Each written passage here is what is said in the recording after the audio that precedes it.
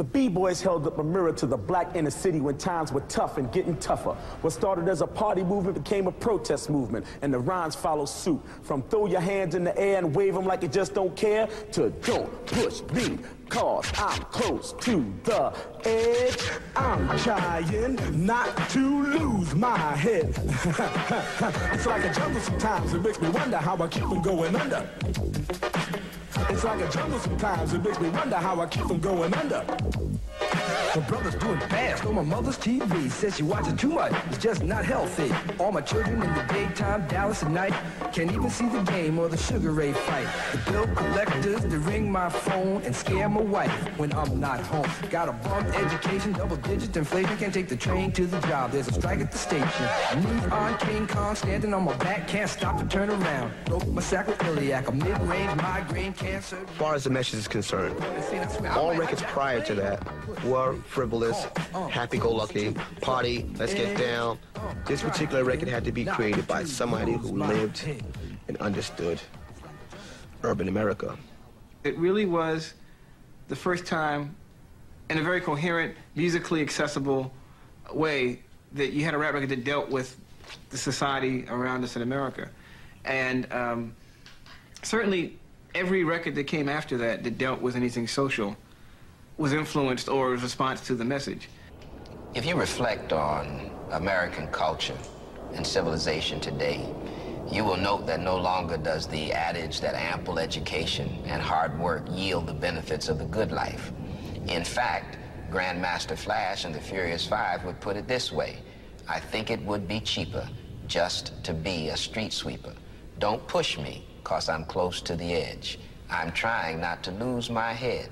Sometimes it makes me wonder how I keep from going under. Rats in the front room, roaches in the back, junkies in the alley with the baseball bat. I tried to get away, but I couldn't get far, 'cause a man with a touch repossessed my car. That record put us on a whole nother plane. We were the first rap group to be in a major magazine, Life, Time. We were on the cover of Rolling Stone.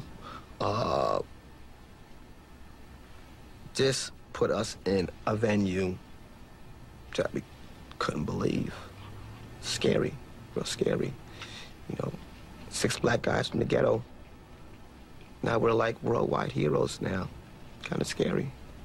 It's called the Bronx. No more make-believe. We killed that era now. Now it's real. I'm rhyming about the Bronx. It's a place that you could point to on your map. The street I'm rhyming about, it really exists. There are real battles. We are for real. Now way back in the days when hip-hop began, with Coca, La Rock, Cool Herc, and then bam, Beach Boys ran to the latest jam. But when it got shot up, they went home and said, damn, it's got to be a better way to hear our music every day. People's getting blown away, but coming outside anyway. They tried again outside and see the park. Power from a street light made the place dark. But yo, they didn't care, they turned it out. I know a few understand what I'm talking about. Remember Bronx River, rolling thick, with cool DJ Red Alert and Chuck Chill Out on the mix. When Afrika Islam was rocking the jams, and on the other side of town was a kid named Flash. The Bronx was a very new time when I was in it. It was, crack was just being introduced, just. It was a big thing, and I wrote about it. It was a song called Listen to My 9mm Go Bang on Criminal Minds.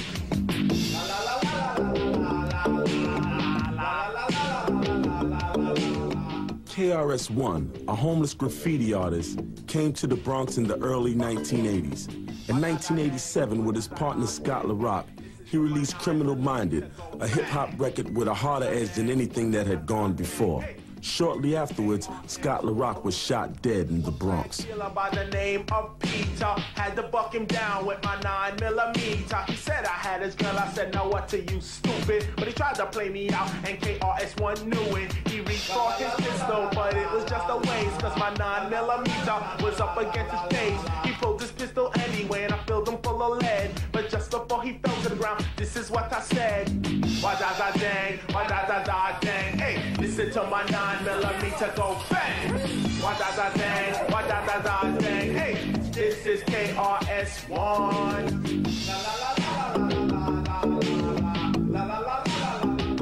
And I think in the Bronx, when that kind of drug was introduced, it became a survival thing.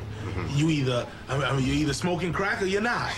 And it was like, you know, everybody was on this survival thing, which created those kinds of songs, which created that kind of art. And, you know, that's really what it was with the Bronx. It was, the Bronx has a lot of energy, huge energy. And if you're on the streets of the Bronx, you have nothing but to get that energy. See, me and my brother jump in the BM, driving around our territory again. I stopped at the light like a superstar, and automatic weapons cold sprayed my car. I hit the accelerator, scared as and drove 1 block to find my brother was hit. He wasn't dead, but the blood was pouring, and all I could think about was Warren. Later I found that it was Rob and his crew. Now tell me what the fuck am I supposed to do?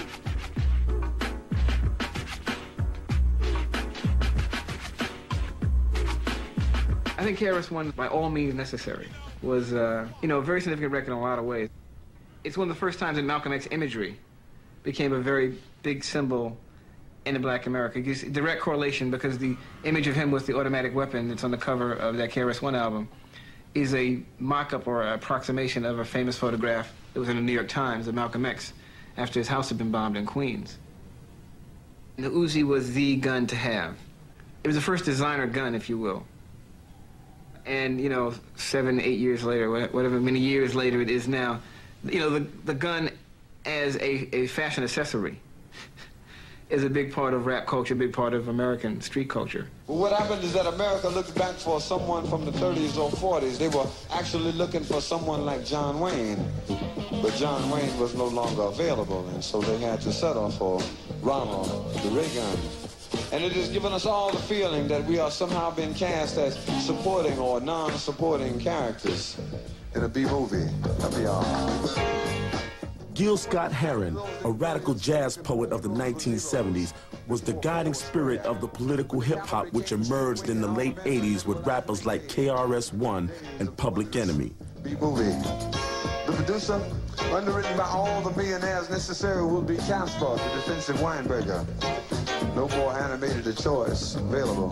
He also inspired the revival of a more traditional jazz poetry scene led by New York artists like Dana Bryant. Inmates taking over at the asylum.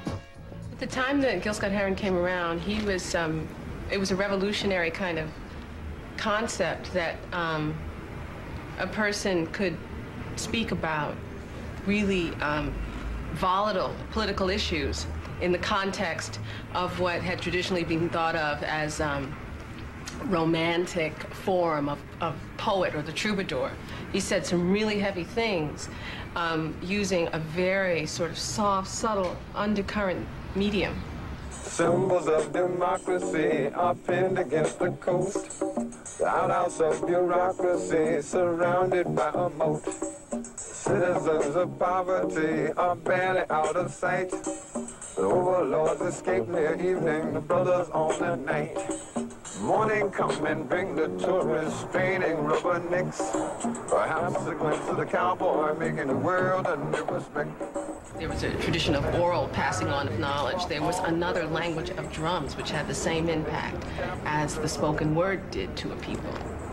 And I think that with rap, I think that's what gives it the weight and power that it has. Because on first listening, unless you're really, I suppose, of the people, you may not necessarily understand what's being said, but there's some heavy shit going down. This is a journey.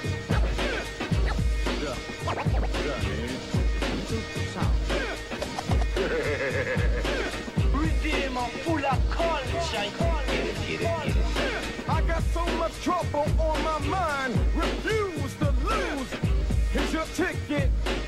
Hear the drummer get wicked.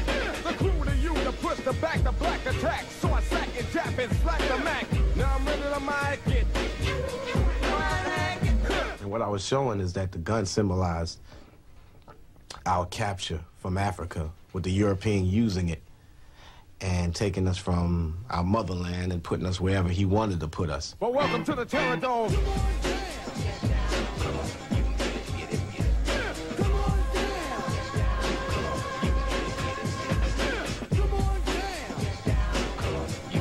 we have to be able to enforce our own laws in our community. You see, the black community is a plantation still, because we don't have control over the 3 E's: economics, education, and empowerment. You know, enforcement, I should say. So without that, you know, you're just being told what to do by somebody else from the outside. And that's what hurts the most. Hit me! There's not a minute to spare. Don't worry. Don't worry. Gone. Now, I dialed 911 a long time ago. Don't you see how late they reacting? They only come and they come when they wanna. So get the mortar truck and then bomb the corner. Rap is a conquest of media. It's media hijacking. I call it media piracy, which means that it's immense use of words. You're able to get a big text across to people. You know, especially since video, you can get visual images across with that text. Some of them could be related, maybe not related. And it could serve as some sort of information network of sorts that goes along with entertainment and fuel the mind as well as the body and the soul. I was born in 1960. I remember things like, you know, Dr. King getting shot and being sent home from school early. Robert F. Kennedy, remembering Malcolm X getting shot, Medgar Evers. You know, so these things as a child, I remember. You have to pay the price for being too black and too strong, but you shouldn't have to waver. You should just be that particular way.